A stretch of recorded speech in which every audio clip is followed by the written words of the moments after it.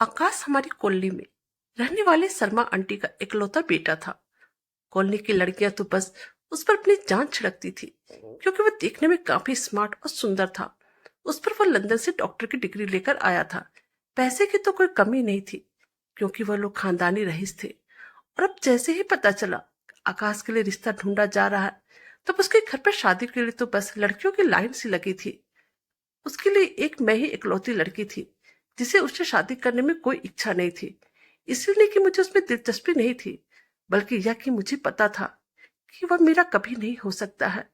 यूं कहे कि वह मेरे बारे में कभी सपने में भी सोच नहीं सकता।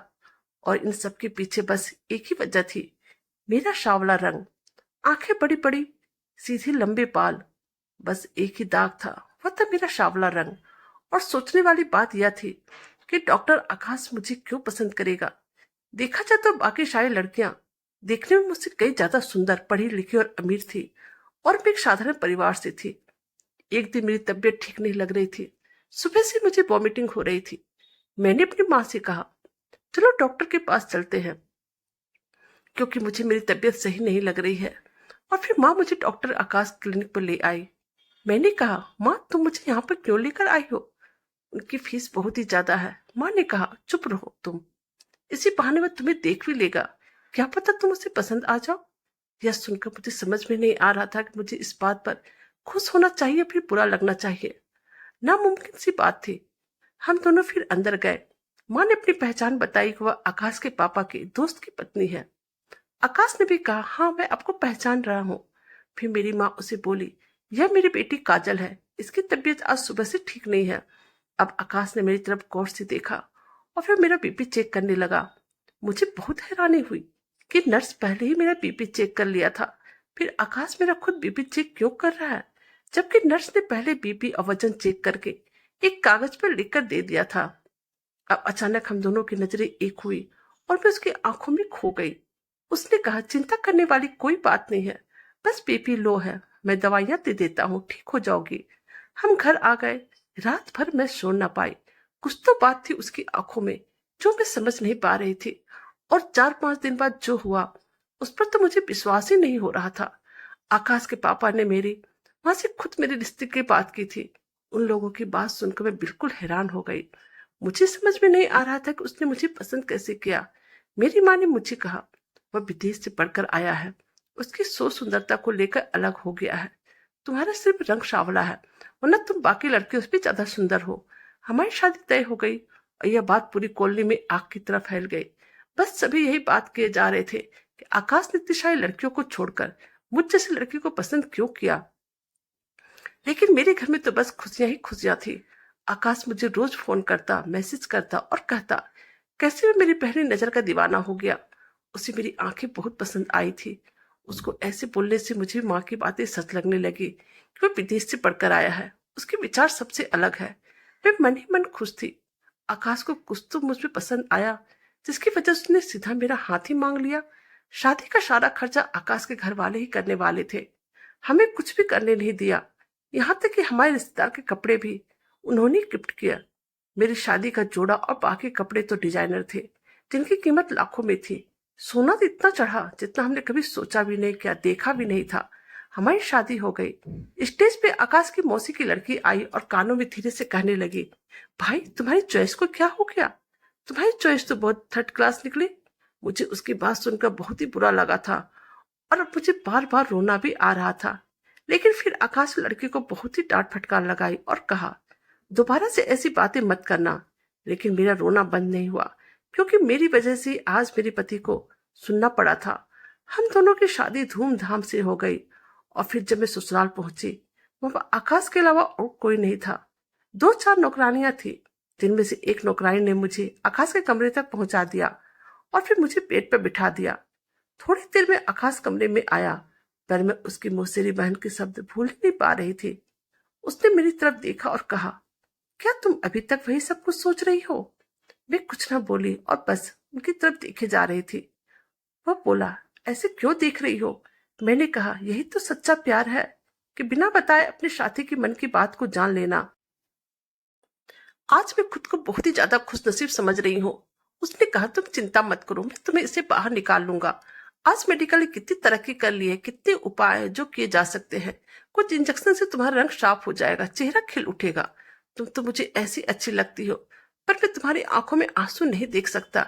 इसलिए मैंने सोचा कि गोरा करने वाले इंजेक्शन की मदद से तुम्हें और सुंदर बना दूं। सच में ऐसा हो सकता है? बिल्कुल हो सकता है। और हम कल से ट्रीटमेंट शुरू कर देंगे। मैं मन ही मन बहुत खुश होने लगी, सोचने लगी, अब बाकी लड़कियों की तरह मैं भी सुंदर दिखूंगी। मैं हसीन सपने सजाने लगी। आकाश भले ही एनआरआई था, पर वह विचार व्यवहार से बिल्कुल भी नहीं लगता था। उसका स्वभाव एकदम सामान्य इंसान की तरह था। दूसरे दिन आकाश ने कहा उसकी डॉक्टर से बात हो गई है और वह आज रात से इंजेक्शन देना शुरू कर देगा और 10 दिन में मुझे फर्क दिखने लगेगा। मैं खुद को आईने में देख रही थी कि आकाश सामने आ गया और उसने मेरा हाथ पकड़कर कहा, तुम मुझे वचन दो कि तुम इस ट्रीटमेंट के बारे में किसी को भी नहीं कहोगी। मैं नहीं चाहता कि लोग इस बात को लेकर तरह तरह की बातें बनाए। उस रात आकाश ने मुझे पहला इंजेक्शन दिया और मुझे नींद लग गई। सुबह उठी तो मेरे पेट में बहुत दर्द हो रहा था। जब मैं आकाश को बताया तो उसने कहा, कभी कभी किसी चीज का साइड इफेक्ट हो जाता है, चिंता करने वाली कोई बात नहीं है, ठीक हो जाएगा, थोड़ा सहन कर लो। मैं कुछ नहीं बोली। दूसरे दिन फिर आकाश ने मुझे इंजेक्शन दिया। मुझे गहरी नींद आ गई और जब मैं सुबह उठी दर्द असहनीय था, पर मैं किसी को बता भी तो नहीं सकती थी, क्योंकि आकाश मेरा ट्रीटमेंट सबसे छुपाकर जो कर रहा था। आज रात फिर से इंजेक्शन लेने की ना तो मुझ में ताकत थी और ना ही हिम्मत। मैंने सोचा कि अगर एक इंजेक्शन नहीं लिया तो कुछ ज्यादा फर्क नहीं पड़ेगा, आकाश को बुरा न लगे, इसलिए मैंने वह इंजेक्शन बदल दिया और उसकी जगह ताकत का इंजेक्शन रख दिया। आकाश ने मुझे इंजेक्शन लगा दिया। मैंने आंखें बंद करके सोने का नाटक किया था। उसे लगा कि मैं गहरी नींद में सो रही हूँ। उसके बाद जो उसने मेरे साथ किया उससे मेरे शरीर पे रोंगटे खड़े हो गए। कोई ऐसा किसी दुश्मन के साथ भी नहीं करेगा जो आकाश मेरे साथ उसकी पत्नी होने के बावजूद कर रहा था। मैं झट से उठकर बैठ गई। मुझे यूं बैठा देख आकाश के चेहरे का रंग ही उड़ गया। वह हैरान होकर बोला, तुम अभी तक सोई नहीं? मैंने गुस्से से पूछा, यह क्या कर रहे थे तुम मेरे साथ और क्यों? पहले तो उसने मुझसे झूठ बोलने की कोशिश की और जब मैंने उसे कहा अगर मुझे सच नहीं बताया तो मैं सबको उसके बारे में सच सच बता दूंगी, फिर जो उसने बताया उसे सुनकर मेरे पैरों तले जमीन निकल गई। अब मुझे समझ में आ रहा था क्यों उसने इतनी सुंदर और पढ़ी लड़की लड़कियों को छोड़कर मुझसे शादी की, क्योंकि वह मुझसे समान लड़कियों को अपने काबू में रख सकता था। लेकिन मैंने भी सोच लिया था अब मैं चुप नहीं बैठूंगी। मैंने चिल्ला चिल्ला कर घर को सिर पे उठा लिया और फोन करके मम्मी पापा को बुला लिया। शादी के तीसरे दिन मैं अपने मायके आ गई। आस पड़ोस के लोग तरह तरह की बातें बनाने लगे, जैसे कि सब कुछ मेरी वजह से ही हुआ हो। मेरी चरित्र पर उंगली उठने लगी, पर मैं डरी नहीं और ना ही चुप बैठी। मेरी एक सहेली का पति वकील था। उसकी मदद लेकर मैंने आकाश के खिलाफ एक केस फाइल किया। मेरी माँ ने मुझे रोकने की बहुत कोशिश की, पर मैंने सोच रखा था आकाश जैसे इंसान को उसके कर्मों की सजा तो मिलनी ही चाहिए। उसका असली चेहरा सभी के सामने आना चाहिए। केस की तारीख पर सारी मीडिया जमा थी। वहां पर मैंने कोर्ट में आकाश की सारी हरकतें बताई। असल में आकाश पहले से शादीशुदा था। उसने विदेश में एक लड़की शादी कर लिया था और वो उससे बहुत ही प्यार करता था, लेकिन वह लड़की मां नहीं बनना चाहती थी, जिससे कि उसके शरीर पर कोई फर्क ना पड़े। और आकाश चाहता था कि उन दोनों का बच्चा इस दुनिया में आए। इसके लिए उसने मेरा इस्तेमाल किया और जानबूझकर मुझ जैसी गरीब लड़की शादी किया। उन दोनों का बच्चा मेरे घर में बढ़ता और फिर जैसे ही बच्चा पैदा हो जाता वह मुझे तलाक देकर बच्चा लेकर अपनी पत्नी के पास चला जाता। मेरी रजामंदी के बिना वह मेरी कोख में बच्चा कैसे रख सकता था? और इसलिए उसने झूठ कहा वह मुझे गोरा होने वाला इंजेक्शन दे रहा है। वह इंजेक्शन देकर मुझे बेहोश करके मेरे चेकअप करता था। जिस रात को मैंने इंजेक्शन बदल दिया था उस रात को मेरे कोख में बच्चे को प्लांट करने वाला था।